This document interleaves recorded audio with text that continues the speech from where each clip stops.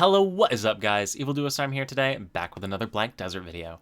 In today's video, we are going to be covering a beginner or introductory guide on the node and worker systems in Black Desert. This is specifically targeted for a player who has no idea what's going on whatsoever with nodes or workers or any of that. Maybe you read on a Reddit post or something like that you should start investing in nodes and workers, but really have no idea how to get started with it. So this guide is for you. We'll cover setting up a basic node, deciding what nodes to invest in, and getting a worker to start working at your nodes. So this will be really helpful for a new player. But anyway, real quick before we get into this video, if you're new to the channel, new to Black Desert, or enjoy the content on the channel, please consider subscribing. It would mean a lot to me, and we're really pushing for that 20K. Without further ado, let's get into it, and let us start with the very first most important thing about the node system in Black Desert, and that is contribution points. So if you look at the top left corner of your screen, you will see a little medal, like if you were to win a prize or a trophy or something. These represent your total contribution points. So it's going to be a number slash another number. The second number is the maximum number of contribution points that you have. The first number is how many you currently have available. The reason I'm bringing this currency up first in this video and calling it the most important thing is because in order to invest in any nodes or to hire more than one worker in any given city, you will need contribution points. Depending on the node and the resources available at the node, you will need more contribution points, and to make a bigger and bigger node empire that brings in more and more passive income, you will need more and more contribution points. So how do you get contribution points? Contribution points are obtained from completing quests. So some story quests give them, a lot of side quests give contribution points, daily quests give contribution points, and as you earn contribution points from the quests, it will increase this little percentage, and whenever the percentage dings 100%, you will gain additional contribution points. So as a new player, you should focus on doing as many quests as possible, play through the story at least once, and pick up a solid foundation of contribution points. Alright, so now that we have that out of the way, the whole contribution point spiel, let's actually talk about the nodes themselves, since this is a video about nodes. If you press the M key on the keyboard to open up the map, you're going to see a whole bunch of lines all over the place and probably have no idea what's going on if you're a new player, so I'll try to help you a little bit understanding how it's relevant to nodes. Each of the main cities or main villages in the game have these little icons. They look like cities, they look like forts, whatever. You can start to build your node empire from out of these cities. So for example, if you want to get like the Alejandro farm that we're ultimately going to get in this video, the closest city would be Heidel, so you'd want to start your node empire from Heidel. But if I wanted to get this node that was way out here, like this Highland Junction, I would probably want to start from Tariff or Altanova, since that city is closer. The reason that proximity to the city matters is because all of your workers will be based out of your city. So as you hire workers to work your different nodes or different farms or whatever, they need to travel that distance. So the time it would take a worker to travel from Heidel all the way over to Highland Junction is significantly longer than the amount of time it would take a worker to travel from Tariff to Highland Junction. So as you're structuring which nodes you're going to end up deciding to buy, you'll want to pick a city that is located centrally or at least relatively close to all of your different nodes. You could even have multiple cities for different nodes if you want to really expedite your process. For the purposes of this video though, we are going to be going for Alejandro Farm because it's really simple and it provides a good that is always in demand. So that covers the importance of cities and their proximity to the nodes that you want to farm. Now we're actually going to talk about the nodes themselves and what they do. So as you travel around the world of Black Desert, you will run into different areas that are going to unlock map waypoints. These are going to be the nodes that we're talking about in this video. Nodes have multiple different purposes. The one we're really going to focus on in this video is how you can send workers to a node to gather different items from that node, ultimately to resell on the marketplace or to use in your own crafting. However, do know that nodes serve more than just that function. Sometimes in order to reach a node that you want, for example like this Lynch Ranch that I want, I need to connect to this node, Northern Plain of Serendia, even though it provides me absolutely no benefit. I don't want any of the items that are there. I just want to be able to use it as a connection so that I can connect from this node to this node all the way back to Heidel. Ultimately, you cannot gain anything from a node unless it's connected to a city. So you will need to chain together multiple nodes to ultimately get to the node that you want. So in addition to being chains for other nodes, you can also invest energy into any node to increase the drop rate of mobs in the area. So for example, say you're grinding for a legendary belt or something from one of the enemies in the area. If you click on the node that is located where you are farming, so for example if I was farming in the Northern Plain of Serendia, I could choose to invest energy in this top left corner, which would ultimately level up this little EXP bar, and as the EXP bar levels up, you will gain a better chance at acquiring drops in the area. This is a system that's great for like endgame farming areas if you're trying to maximize your profit per hour. You can improve your drops in those areas and make farming a lot more beneficial. This is a really endgame focused thing, and since this guide is for beginners, we're not going to cover this anymore, but do know that the function exists if you want to be able to do this. But anyway, those are the primary functions of nodes in Black Desert. So you might be a little confused, like, well, how do I know which nodes connect to what? This all looks like a spider web, I'm really confused. So that's why I'm going to show you this map right here. This website will be linked in the description below, and it shows you every single node in the game.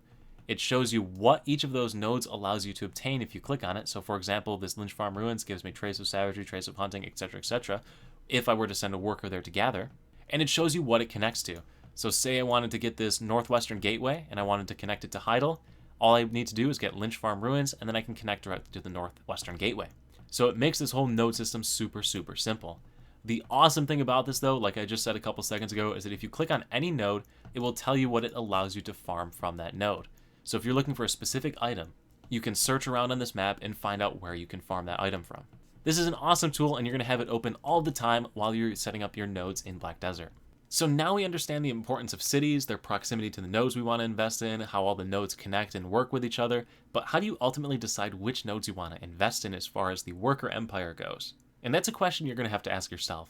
Do you want to get heavily invested in like the processing or cooking or alchemy skills in Black Desert where you need certain materials? Then you're going to want to invest in nodes that provide you raw materials you need for those.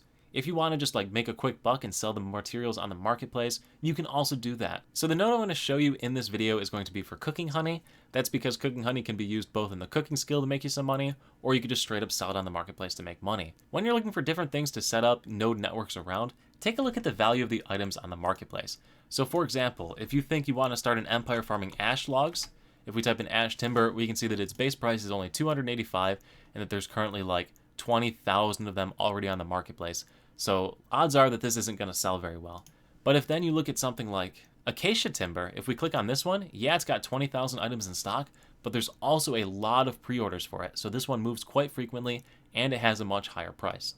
But anyway, use the material tab on the central market over here on the left where there's the material tab. Try to identify items that are in demand that go for a solid amount of money, and then use this map to find out where the nodes are that you can send workers to go ahead and farm them and build around a city that gathers a lot of these different nodes. But I am going to share one with you that moves really well, and that is cooking honey, and that is what we're going to pick up at Alejandro Farm. So cooking honey goes for 2,500 a pop, usually sells pretty well. Right now it's not because there's a lot of them on the marketplace, but this is usually a pretty solid moneymaker. Cooking honey can only be obtained, as far as I know, from Alejandro Farm, so that's why it's even better. It is a high demand item that only comes from Alejandro Farm as far as nodes go. So we've been standing here long enough talking, let's actually go and connect some nodes. So as we discussed earlier, to get to Alejandro Farm, there is no direct connection from Heidel to Alejandro Farm, so we need to connect either through the Northern Guard Camp or through the Lynch Farm Ruins. So let's head over to the Lynch Farm Ruins and show you how to start up connecting to the Alejandro Farm. So whenever you arrive at a node, you are going to look for the node manager. It'll say node management above their head. It'll have a little thing that says node management if you're far away from them. And when you talk to the node manager of an area, what you want to do is click on them to talk, and then you want to click the node management button. I am already invested in this node. I actually already have an excavation running here because these traces that you get from it go for 10,000 a pop. So it's easy passive income that just goes into my inventory, and I can use it for alchemy, or I can just sell it on the marketplace if I want to sell it and make some money. So boom, you're getting 2 for the price of 1. But in order to connect to this node, you need to click the button that pops over on the left here that says Invest Contribution.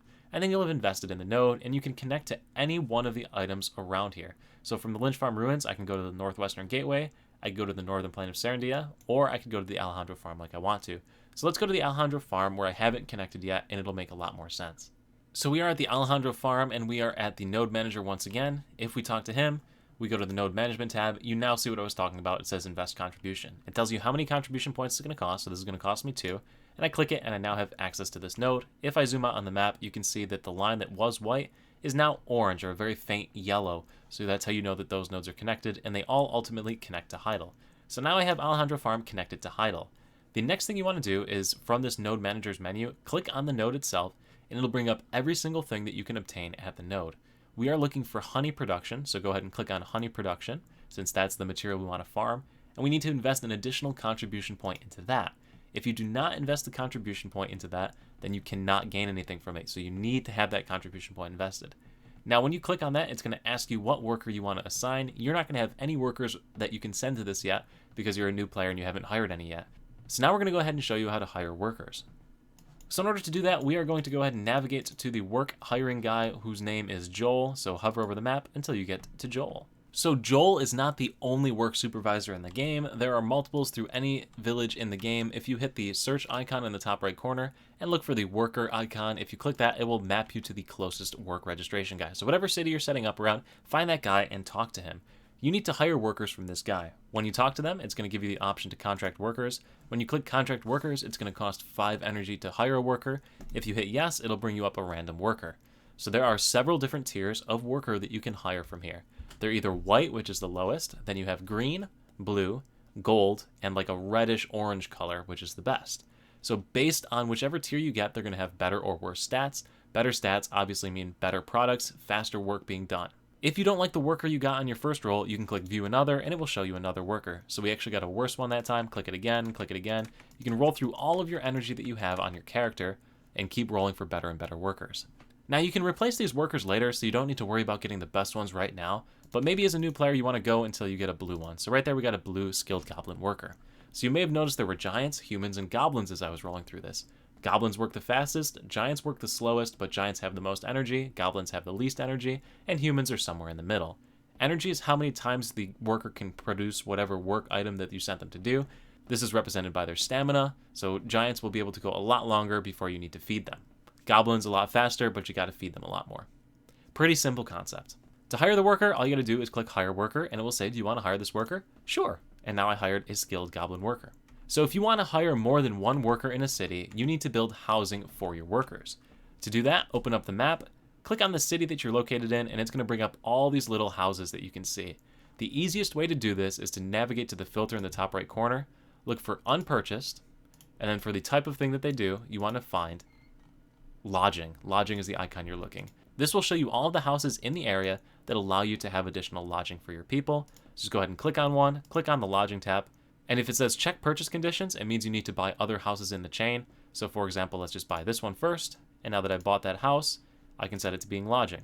So you need to buy houses for as many workers as you plan to hire in your village. As you build up more workers in your empire, you can send them out to more nodes and gain more income.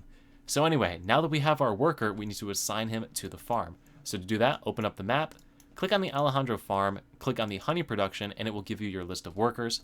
From here, go ahead and pick whichever worker you want to use. I'm going to use this level 24 skilled human worker.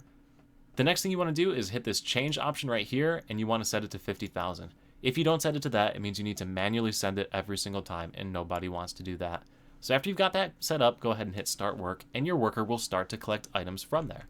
All of the items that your worker collects from the node will be located in your bank. So if you go to your bank storage keeper right here, you will find all of the different items that your workers have gathered right here in your storage. So I've already had the cooking honey one running for a long period of time, so I have 1,400 cooking honeys in my inventory. Now we mentioned stamina as we were selecting our different workers. If you press the escape key, navigate to the life tab, which has the little pickaxe. It's actually like to the left of my head, I think, or yeah, to the left of my head on the screen.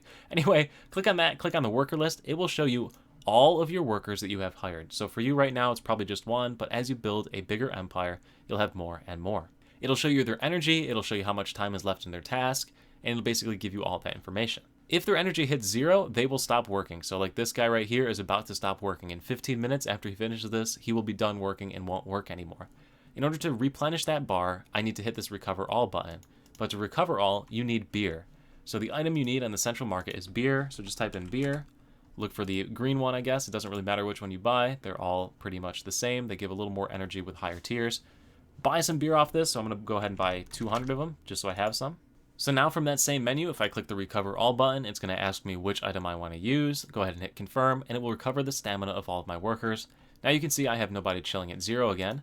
If they did hit 0, you can hit repeat all, and it will send them back out for whatever task they were doing. So if they did run out of stamina and stopped working, you can send them out again by clicking the repeat all button, which is a nifty feature. But anyway, guys, that is it for this video. That is your introduction to nodes. As you can see, it is super complex. It took me a long time to get through this. We started this video when it was daytime in the game. We went all the way through the night, and we are back to daytime. So that's how long it took me to get through making this video.